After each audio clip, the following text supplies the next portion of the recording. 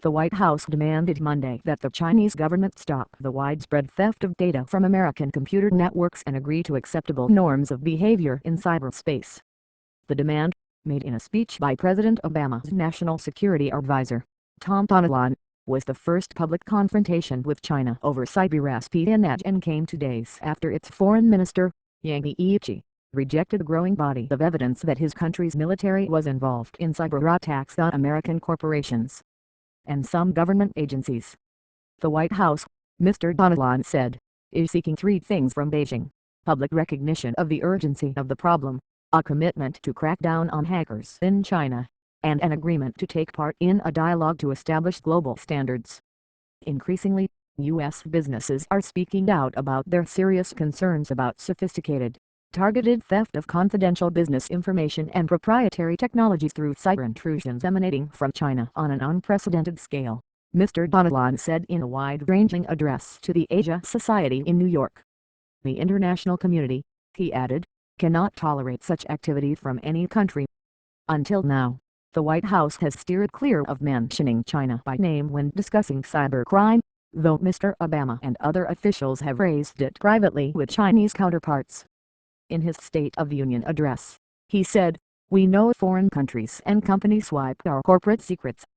But as evidence has emerged suggesting the People's Liberation Army is linked to hacking, the China connection has become harder for the administration not to confront head-on." The New York Times 3 weeks ago published evidence tying one of the most active of the Chinese groups to a neighborhood in Shanghai that is headquarters to a major cyber unit of the People's Liberation Army. That account, based in large part on unclassified work done by Mandiant, the security firm, echoed the findings of intelligence agencies that have been tracking the Chinese attackers. American officials say raising the issue with the Chinese is a delicate balancing act at a time when the United States is seeking China's cooperation in containing North Korea's nuclear and missile programs, and joining in sanctions on Iran. Yet they have been expressing their concerns about cyberattacks with Chinese officials for years. Starting in 2010, they invited PLA officials to discuss the issue, a process that has only just started, and last November, Mr. Obama broached the subject at a summit meeting with Mr. Yang, the foreign minister, the senior administration official said. Since then, the official said, there has been a perfect storm of media coverage and protests from the corporate world. Still, he said, Mr. Donilon chose not to mention the PLA in his speech because he did not want to engage in finger-pointing. What we are hoping to do, another senior official said, is force the Chinese civilian leadership to realize that the PLA is interfering with their foreign policy. The Chinese have insisted that they are the victims of cyberattacks, not the perpetrators. On Saturday, Mr. Yang issued his own call for rules and cooperation on cybersecurity and said reports of Chinese military involvement in cyberattacks were built on shaky ground. Anyone who tries to fabricate or piece together a sensational story to serve a political motive will not be able to blacken the name of others nor whitewash themselves, Mr. Yang told reporters at the National People's Congress, which was preparing to ratify the ascension of Xi Jinping to the Chinese presidency. Mr. Donilon said the threats to cybersecurity had moved to the forefront of American concerns with China, noting that he was not talking about ordinary cybercrime or hacking. That distinction, the senior administration official said, was meant to separate the theft of intellectual property by Chinese state entities from small-scale hacking by individuals, or the use of cyber weapons by a state to protect its national security.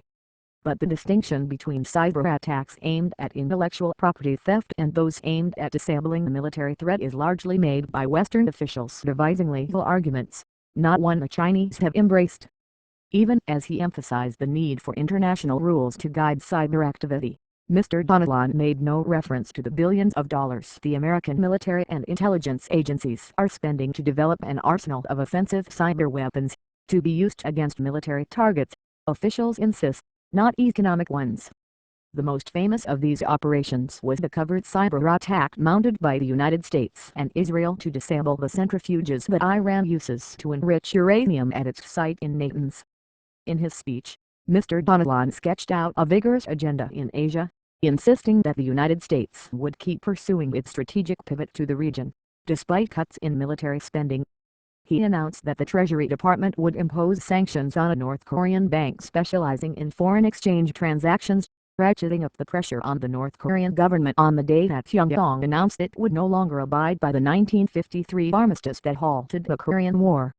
With fears about North Korea's increased nuclear and missile capabilities causing considerable anxiety in Seoul and Tokyo, Mr. Donilon restated a declaratory policy that was first formulated by President George W. Bush after the North's first nuclear test, in 2006.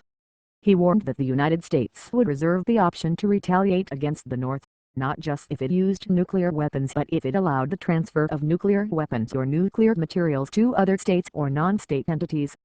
That formulation did not appear to cover, however, the transfer of technology to build nuclear facilities, as North Korea did in Syria. That reactor was destroyed by Israel in 2007.